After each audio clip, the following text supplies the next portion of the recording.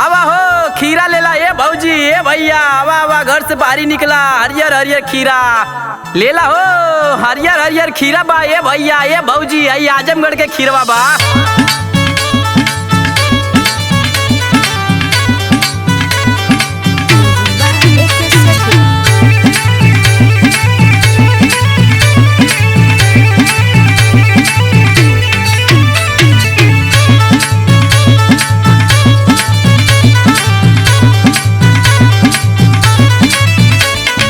आयल हो अम्मा खीरा वाला आयल, आयल हो अम्मा खीरा वाला आयल। लेबू नाई खीरा त छटक लतवा मारब, लेबू नाई खीरा त छटक लतवा मारब। आयल हो अम्मा खीरा वाला आयल,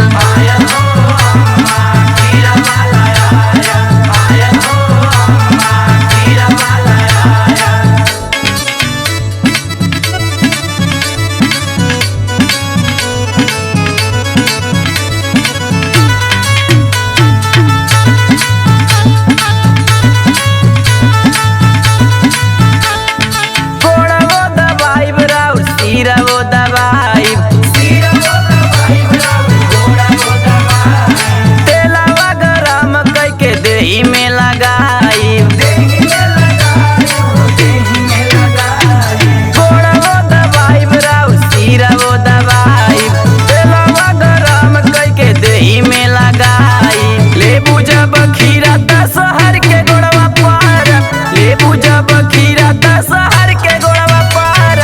आयल हो अम्मा खीरा वाला आयल,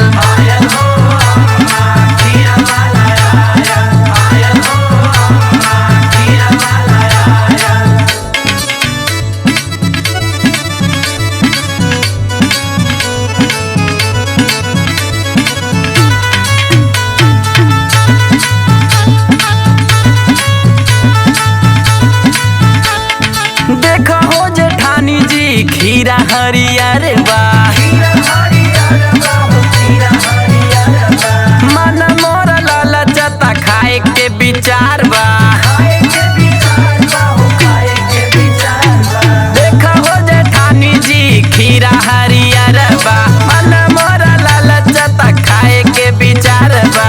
लेबू नाई खीरा त हमल के तो के करब, लेबू नाई खीरा त हमल के तो के करब। आयल हो अम्मा खीरा वाला आयल,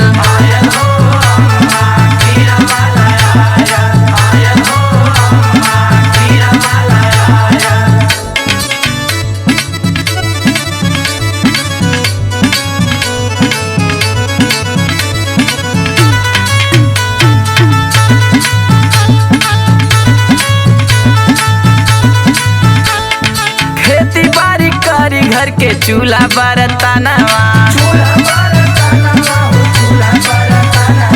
देहिया के करीला न तन खोजतनवा।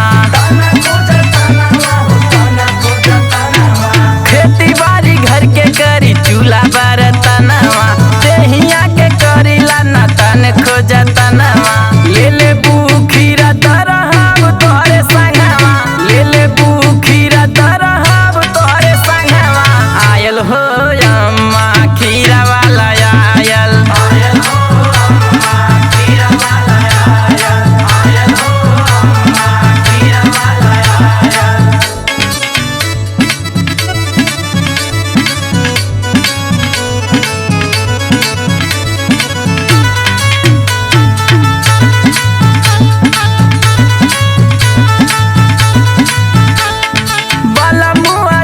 राज गईले परदेश हो। तहिए से घरवे में भइल बा कलेश हो।